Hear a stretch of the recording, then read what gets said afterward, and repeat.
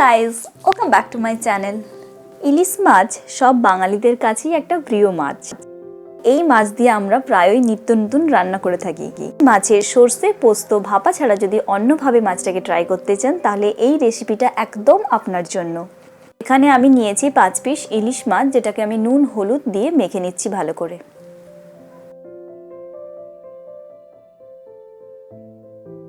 আজকে আমি ইলিশ মাছটা বেগুন আর আলু দিয়ে বানাবো। এর জন্য আমি এখানে নিয়েছি একটা বেগুন, যেটাকে আমি কেটে নিচ্ছি। আপনারা চাইলে আপনাদের পছন্দ মতো শেপ দিয়ে কেটে নিতে পারেন।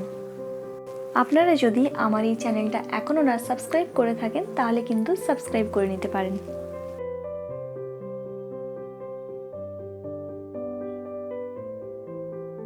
বেগুনটা আমার কাটা হয়ে গেছে আর আমি আলু আর বেগুনটা প্রায় একইভাবে কেটেছি। এবার আমি আলু আর বেগুনটা নুন হলুদ দিয়ে মেখে নেব। আমার এই চ্যানেলে কিন্তু আরও অনেক ভিডিও আছে, আপনারা চাইলে সেগুলোকে এক্সপ্লোর করতে পারেন। আর অবশ্যই আমাকে কমেন্টস করে জানাবেন আপনাদের এই ভিডিওগুলো কেমন লাগছে।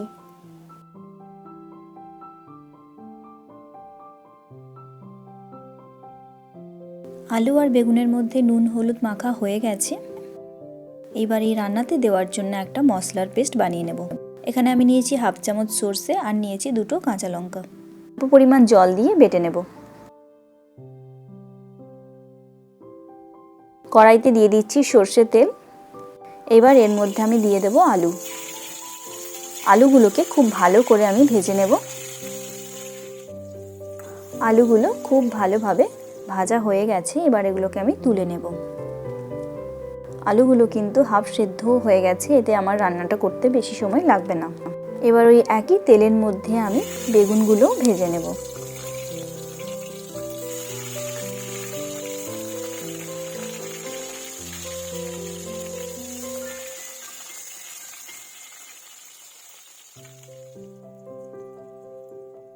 বেগুনগুলো ভাজা হয়ে গেছে, এবার আমি এগুলোকে তুলে নেব। একই তেলের মধ্যে আমি ইলিশ মাছগুলোকে ভেজে নেব। আপনারা চাইলে কিন্তু মাছগুলোকে না ভেজে কাঁচা মাছও রান্না করতে পারেন।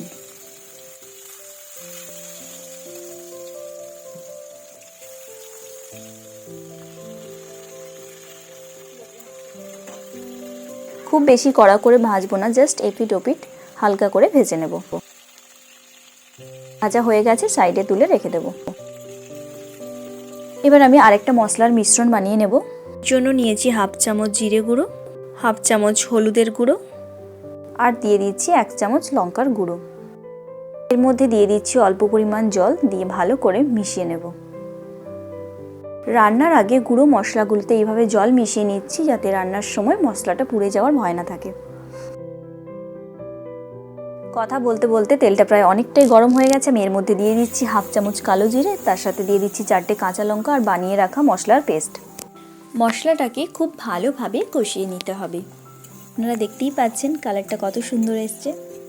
মশলাটা একটু কষানো হয়ে গেলে এর মধ্যে দিয়ে দেব সরষে কাঁচা লঙ্কা বাটা, দিয়ে আবারও মশলাটাকে কষিয়ে নেব। খুব বেশি সময় ধরে মশলাটাকে কষাবো না, সরষেটাকে বেশি সময় কষালে কিন্তু তেতো হয়ে যেতে পারে। এবার এর মধ্যে দিয়ে দিচ্ছি 1 বাটি জল, দিয়ে দিচ্ছি পরিমাণ মতো লবণ।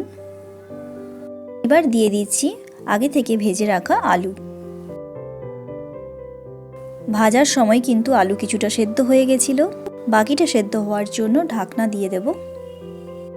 এবার আমি এর মধ্যে দিয়ে দিচ্ছি আগে থেকে হালকা করে ভেজে নেওয়া ইলিশ মাছ। এখানে চাইলে কিন্তু আপনারা মাছটাকে না ভেজে কাঁচাও দিতে পারেন। আগে থেকে ভেজে নেওয়া বেগুনগুলো দিয়ে দিলাম। ঢাকনা দিয়ে 3 থেকে 4 মিনিট এটা রান্না করে নেব। এবার আমি গ্যাসের ফ্লেমটা অফ করে দেব। কম সময়ে এবং খুব সহজেই তৈরি হয়ে গেল ইলিশের আলু বেগুন বাহার। অ্যাকচুয়ালি রান্না করতে করতেই ভাবছিলাম এই রেসিপির কী নাম দেওয়া যায়। আর আজকের আমার এই রেসিপি কেমন লাগলো অবশ্যই কমেন্টস করে আমাকে জানাবেন। দেরি না করে আপনারাও বানিয়ে ফেলুন।